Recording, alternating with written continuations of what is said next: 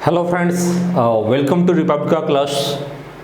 बहुत ही interesting topic है इकोनॉमिक्स का, नेशनल इनकम। वह हम लोग आज देखेंगे इकोनॉमिक्स के क्लास में। एक महत्वपूर्ण चीज़ वह यह कि यह जो इकोनॉमिक्स का क्लास है, ये सारा क्लास आप लोगों को रिपब्लिका आईएएस के ऐप पर अवेलेबल हो जाएगा। वहाँ पर ही जो भी पढ़ाया जा रहा है, वीडियो क्लास, ऑनलाइन क्लास, उसका सारा स्टडी मटेरियल भी मिल जाएगा। वह सफिशिएंट होगा और उस पर हम लोग प्रैक्टिस, क्वेश्चंस की प्रैक्टिस भी करेंगे हर एक टॉपिक्स पर, ताकि किस टाइप का क्वेश्चंस बनता है या बनाया जा सकता है वह भी हम जानते रहें। केवल हमें टॉपिक्स को पढ़ना नहीं है, बल्कि विभिन्न प्रीवियस ईयर में क्या क्वेश्चन आया है और आगे क्या क्वेश्चन बनने की पॉसिबिलिटी होती है, तो हमारे लिए वह इम्पॉर्टेंट है।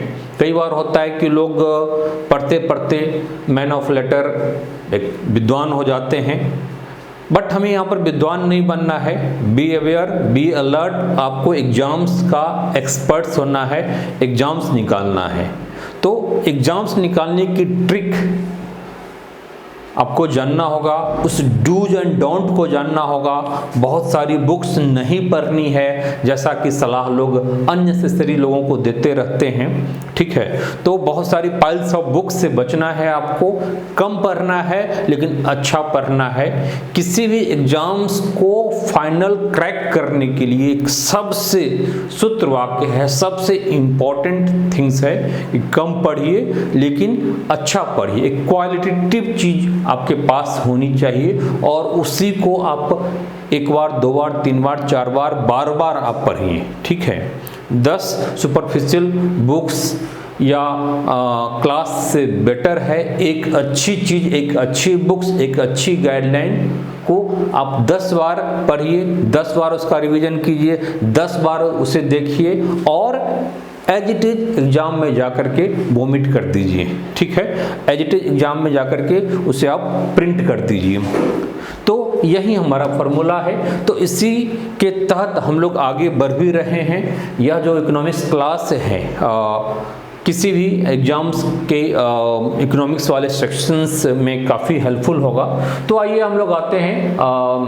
अच्छा, इस ऐप को अगर आप लोगों ने इंस्टॉल नहीं किया है तो अपने मोबाइल के प्ले स्टोर में जाकर के ज़रूर इंस्टॉल कर लेंगे। वहीं से ये सारा चीज़ आपको अवेलेबल होगा, ठीक है। क्योंकि यूट्यूब पर डालना संभव नहीं है। अब ऑफलाइन भी अब बहुत ही मुश्किल दिख रहा है, जो सीन पूरे देश में और ग्लोबली एक बन रहा है। तो आइए नेशनल इनकम को हम देखते हैं। नेशनल इनकम यानी एक राष्ट्रीय आय। एक राष्ट्रीय आय क्या है, राष्ट्रीय आय को मापने का क्या तरीका है, क्या टूल्स है, इन सारी चीज़ों को हम लोग देखेंगे।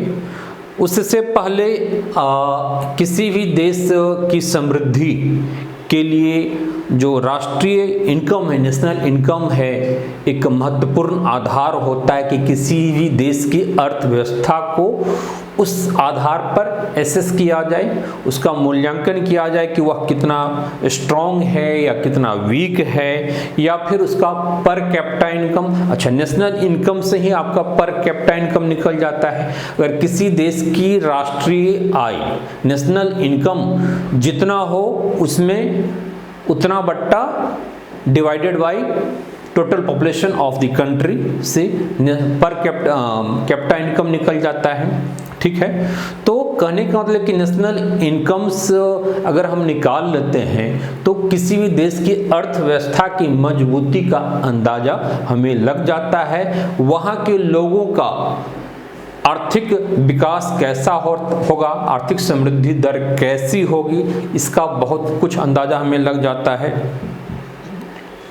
भारत एक फास्ट रैपिडली एक ग्रोइंग कंट्री है और विश्व में अब 5वीं बड़ी अर्थव्यवस्था के रूप में उभर रहा है। तो नेशनल इनकम्स को ऑर्गेनाइज्ड वे में, ठीक है, ऑर्गेनाइज्ड वे में इसका आकलन करना तो बाद में आरंभ होता है। व्यक्तिगत स्तर पर दादा भाई नौरोजी के द्वारा, ठीक है, 1867 और 68 में, ये सारी चीज़ आपको मिल जाएगी, इसलिए घबराएंगे नहीं, ठीक है। ये सारी चीज़ आपको मटेरियल में मिलेगा, इसलिए बहुत ज़्यादा लिखने की आवश्यकता नहीं है और ये सारी चीज़ें अवेलेबल होगा, ठीक है।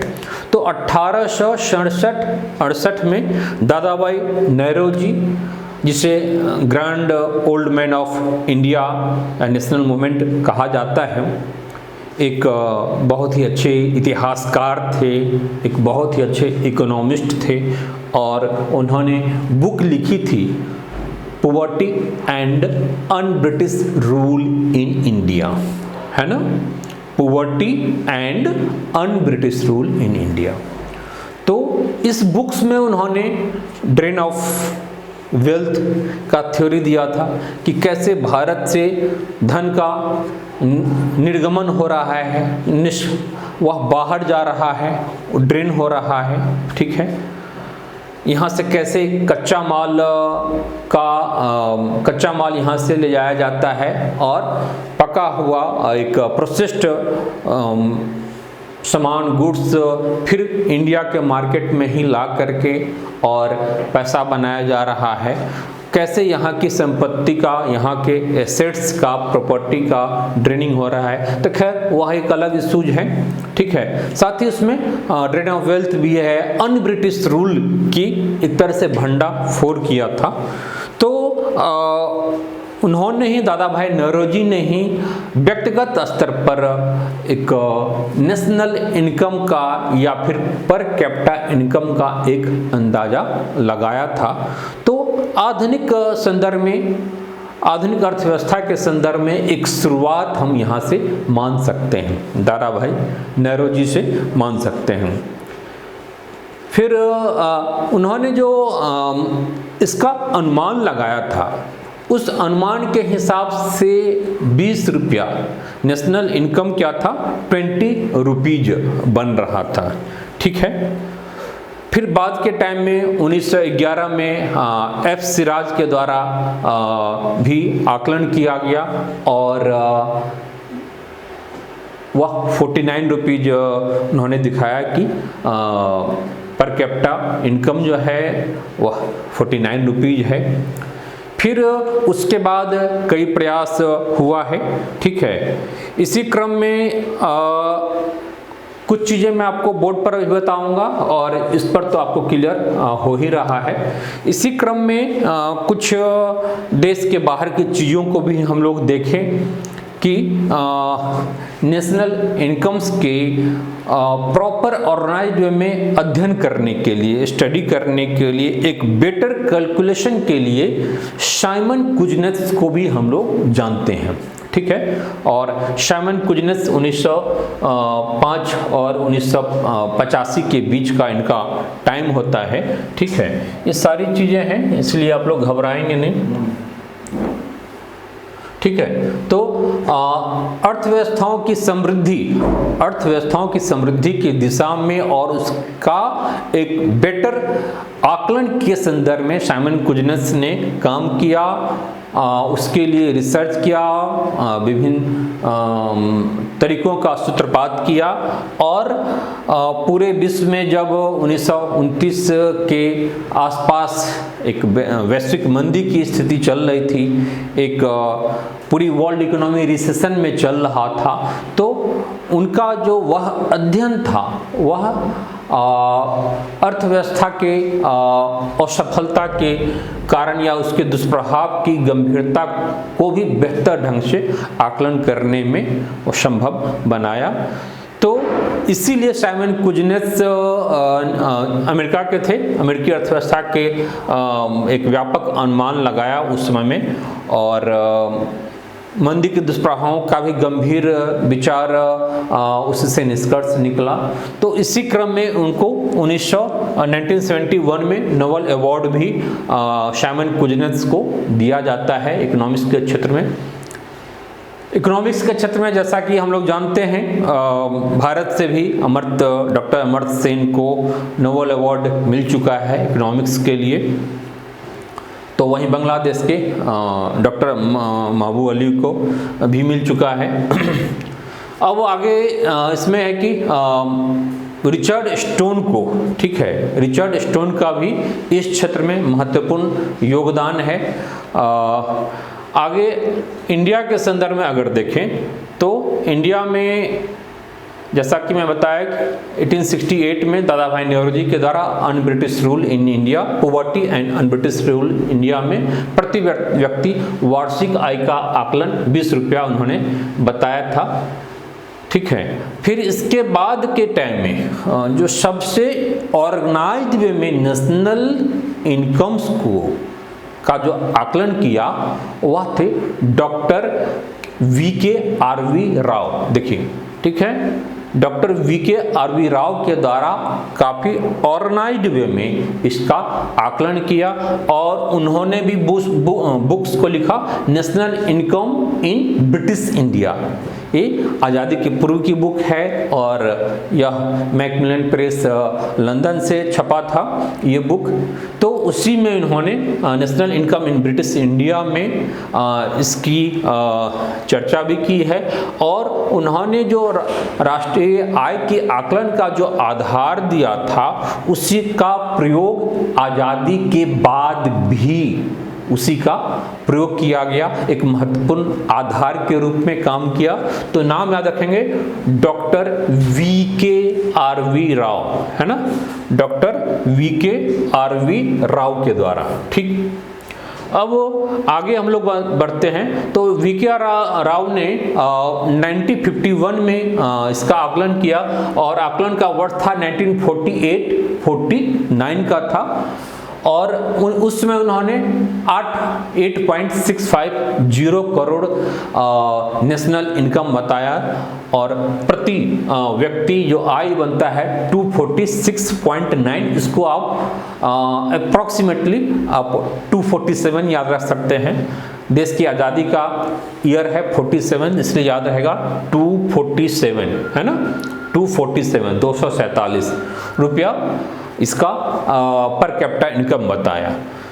अब आगे जो है डॉक्टर VKRV राव के बाद डॉक्टर प्रशांत चंद महालनोबिस एक काफ़ी बड़ी हस्ती थे और इनका काफ़ी महत्वपूर्ण योगदान है, जैसा कि हम लोग जानते हैं डॉक्टर प्रशांत चंद महालनोबिस का।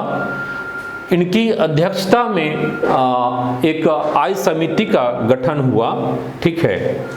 डॉक्टर प्रशांत चंद महालनोबिस के अध्यक्षता में एक राष्ट्रीय आय समिति का गठन किया गया आज़ादी के बाद और इस राष्ट्रीय आय समिति जिसका काम राष्ट्रीय आय का एक ऑर्गेनाइज्ड वे में आकलन करना था, तो इसमें दो अन्य सदस्य, एक तो डॉक्टर VKRV राव थे और दूसरा डॉक्टर आर गाडगिल थे, ठीक है। तो ये दोनों सदस्य थे, नाम इनका भी याद रखेंगे। फिर थोड़ी सी चीज़ हम लोग PC महालनोबिस के बारे में जान लें। डॉक्टर प्रशांत चंद महालनोबिस एक सांख्यिकी विद थे और इन्होंने इंडियन स्टैटिस्टिकल इंस्टीट्यूशंस की स्थापना की थी, ठीक है। भारतीय सांख्यिकी संस्थान इंडियन ISI याद रखेंगे, अगर हो सके तो आप लिख लीजिए, ठीक है, यह आपके इस नोट्स में नहीं है। ISI इंडियन स्टैटिस्टिकल इंस्टीट्यूशंस, भारतीय सांख्यिकी संस्थान की स्थापना उन्होंने कोलकाता में की थी प्रशांत चंद महालनोबिस ने और साथ ही इन्होंने सांख्य जर्नल का ही प्रकाशन किया। मैं यहाँ पर लिख देता हूँ आप लोगों के लिए, ठीक है।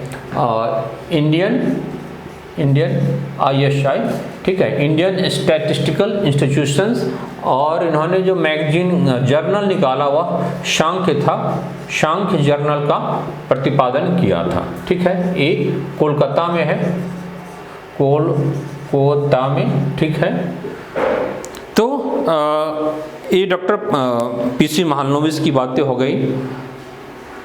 डॉक्टर पीसी महालनोबिस को भारतीय योजना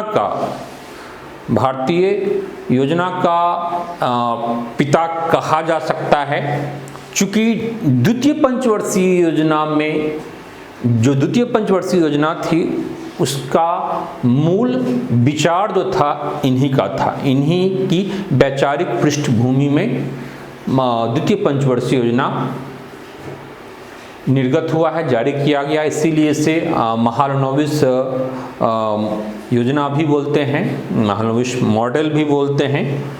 वस्तुतः पंचवर्षीय योजना की विधिवत शुरुआत, एक टारगेट बेस्ड शुरुआत यहीं से मानी जाती है, द्वितीय पंचवर्षीय योजना से ही। एक टारगेट को लेकर के, एक उद्देश्य को लेकर के और एक शुरुआत मानी जाती है। तो एक विधिवत शुरुआत थी, सेकंड जो 5 ईयर प्लान था, और इसमें महालनोबिस जी की काफ़ी महत्वपूर्ण भूमिका थी। इसलिए भारतीय योजना के इन्हें फादर भी कहा जाता है, कहा जा सकता है। ठीक है, तो यह तो पीसी महालनोबिस की बातें हो गई। अब इसके बाद क्या है कि राष्ट्रीय आय के आंकड़ों का संकलन करने के लिए अब तक क्या था कि बहुत हद तक व्यक्तिगत रूप से काम चल रहा था। ठीक है, व्यक्तिगत स्तर पर काम चल रहा था, लेकिन नेशनल इनकम कमेटी जब गठित हुई थी और इसके पीसी महालनोबिस अध्यक्ष बनाए गए थे, जैसा कि मैं बताया डॉक्टर VKRV राव इसके सदस्य थे, साथ ही डॉक्टर R गाडगिल भी इसके सदस्य थे।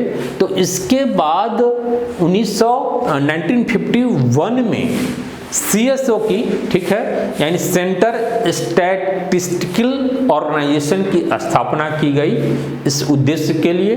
और यह CSO सांख्यिकी और कार्यक्रम क्रियान्वयन मंत्रालय के अंतर्गत एक भाग है। ठीक है, तो CSO उसके बाद 1955 से विधिवत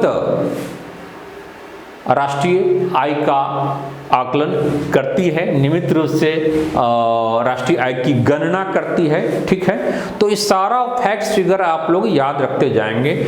अभी हमने जो नाम लिया वह दादा भाई नौरोजी को लेते हुए M सिराफ को आप ले लेंगे इसमें। ठीक है, M सिराफ का, फिर उसके बाद M सिराज का, फिर उसके बाद डॉक्टर VKRV राव हो गए, गाडगिल साहब हो गए, फिर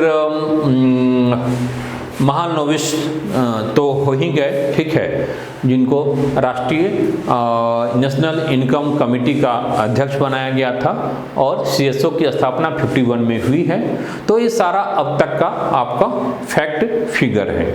ठीक है, अब क्या है कि इसका CSO का गठन हो गया। अब इसके बाद जो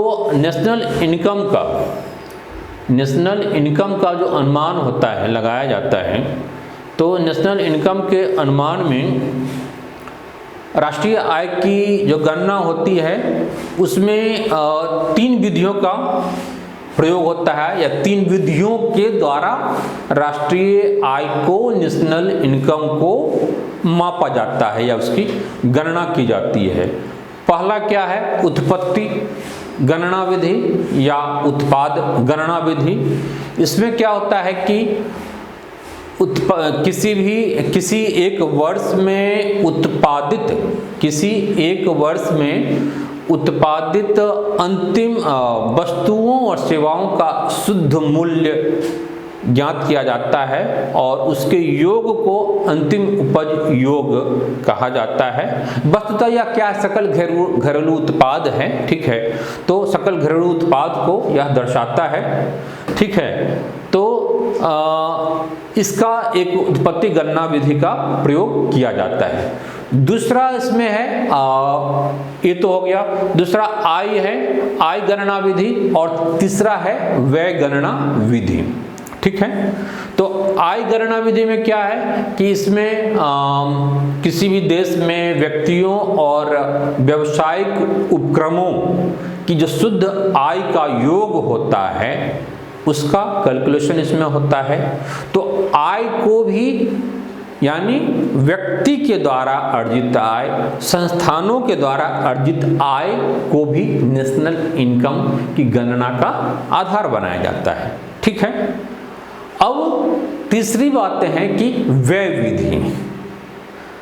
एक तो हमने देखा उत्पाद विधि जो कि जीडीपी की तरह है, दूसरा इनकम विधि, आय विधि, ठीक है, आय गणना के माध्यम से, और तीसरा है व्यय या उपभोग। ठीक है, व्यय उपभोग या बचत कह लें। ठीक है, इसको उपभोग बचत विधि भी बोलते हैं या फिर इसको व्यय विधि भी बोलते हैं। तो इसमें क्या है कि इस विधि के अनुसार कुल आय या उपभोग या फिर बचत के को गणना के आधार पर गणना की जाती है।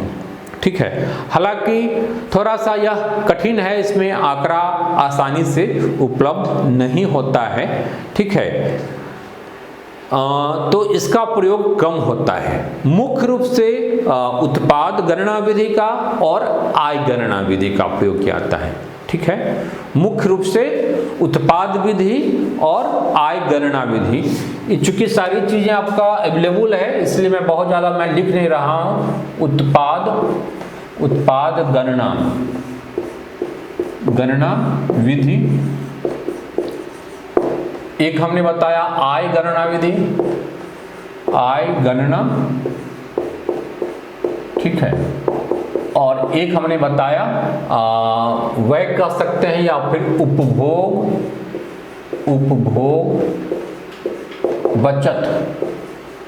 बचत या फिर इसको व्यय गणना विधि। ठीक है, ये तीन आपका हो गया, पहला, दूसरा और तीसरा।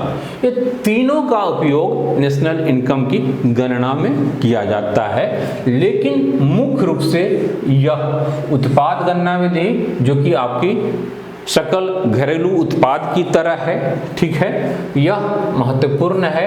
साथ ही आय गणना विधि भी महत्वपूर्ण है। इसमें आंकड़ा आसानी से उपलब्ध नहीं होता है, तो इसका प्रयोग कम होता है। ठीक है, तो यह हमारा नेशनल इनकम का गणना का आधार का काम करता है। प्रश्न यहां पर बन सकता है, तीनों विधि का प्रयोग होता है, लेकिन मुख्य रूप से उत्पाद गणना विधि का और आय गणना विधि का उपयोग होता है। तो इसको याद रखेंगे फैक्ट्स को।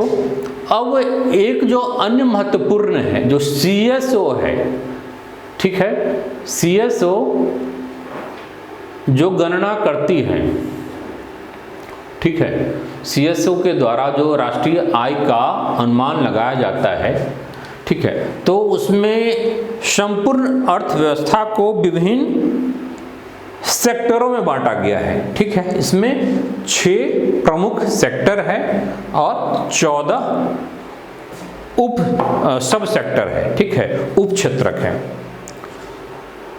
तो नेशनल इनकम में जनरली हम लोग 3 ही सेक्टर जानते हैं, प्राइमरी सेक्टर, सेकेंडरी सेक्टर और टर्सरी सेक्टर। लेकिन CSO के द्वारा जो नेशनल इनकम में इस पूरी अर्थव्यवस्था को 6 भागों में, प्रश्न बन सकता है, 6 भागों में बांट करके इसको गणना किया जाता है। तो वह भाग क्या क्या है, तो मैं पिछले क्लास में भी थोड़ा बहुत बताया था 3 सेक्टर का, लेकिन आज हम 6 सेक्टर को देखेंगे। तो इसमें पहला सेक्टर आपका हो गया प्राइमरी सेक्टर। जैसा कि मैं बताया था, प्राइमरी सेक्टर क्या है, तो primary sector is related to natures, directly related to our natures, जिसमें भूमि है, मिट्टी, जल है, भूमि के नीचे की चीज यानी मिनरल्स है, वनस्पति है, पशुपालन, पशु पक्षी, ये सारी चीज़ से संबंधित है। ठीक है, यानी कृषि और कृषि से संबंधित समस्त गतिविधियां, जिसमें आपका पशुपालन आ जाएगा, डेयरी आ जाएगा, पोल्ट्री आ जाएगा, तो ये सारी चीज़ें आ जाएगी। साथ ही जमीन के नीचे से उत्खनन, माइनिंग्स भी आ जाएगा। ठीक है, जल भी आ जाएगा। तो ये सारी चीज़ें हम प्राइमरी सेक्टर में रखते हैं। वानिकी आ जाएगा, सामाजिक वानिकी आ जाएगा, लट्ठा वगैरह आ जाएगा, मत्स्य पालन आ जाएगा। तो ये सारी आपकी प्राइमरी सेक्टर की चीज़ें हैं। याद रखेंगे, एक चीज़ आप लोग कन्फ्यूजन आप लोगों को उत्खनन में होगा, तो उत्खनन क्या है, यह प्राइमरी सेक्टर का है। ठीक है, क्लियर है, कोई प्रॉब्लम नहीं आएगी। द्वितीय क्षेत्र में, सेकेंडरी सेक्टर में मैन्युफैक्चरिंग और कंस्ट्रक्शन का, इसमें बिजली, गैस, जल, अन्य तमाम प्रकार की चीज़ें, जिसमें प्राकृतिक वस्तुओं का प्रयोग करके, यानी प्राइमरी सेक्टर के वस्तुओं का यहाँ से रॉ मटेरियल के रूप में लिया जाता है प्राथमिक क्षेत्रक से। ठीक है, और यहाँ पर द्वितीय क्षेत्रक में आकर के इसका प्रोसेस्ड फॉर्मेट में उसकी मैन्युफैक्चरिंग होती है। ठीक है, जैसा कि मैं बताया था, जूट से, कपास से वस्त्र बनाना हो, ठीक है, गन्ने से चीनी उद्योग है, चीनी का मैन्युफैक्चरिंग है, तो ये सारी चीज़ें द्वितीय सेक्टर में आता है। अब है कि तृतीय परिवहन, इसमें तीसरा आपका है परिवहन, संचार एवं व्यापार। मान लीजिए जो वस्तु का आपने उत्पादन किया, कृषि जन पदार्थ का, या फिर जूट, वस्त्र का, चीनी का, तो उसका तो परिवहन करना होगा। तो परिवहन की समस्त चीज़ें, संचार, transportation as well as communication, ये सारी चीज़ें आपकी इसमें आएगी। साथ ही इसमें भंडारण भी है, याद रखेंगे, भंडारण इसमें है, परिवहन और संचार के साथ है भंडारण, व्यापार, होटल, रेस्टोरेंट आदि चीज़ें। अगला चौथा है वित्त एवं वास्तविक संपदा, यानी फाइनेंस और रियल एस्टेट। इसमें आपका बैंकिंग, बीमा क्षेत्र, ठीक है, और वास्तविक संपदा है, भवनों का स्वामित्व है, व्यावसायिक सेवाएं हैं, ये सारी इसमें आ जाएगी। याद रहेगा, वित्त एवं वास्तविक संपदा, यानी फाइनेंस एवं रियल एस्टेट। तो सारी फाइनेंस से रिलेटेड सारी चीज़ें आ जाएगी और रियल एस्टेट से रिलेटेड चीज़ें, चाहे भवनों का स्वामित्व हो, व्यावसायिक सेवा हो।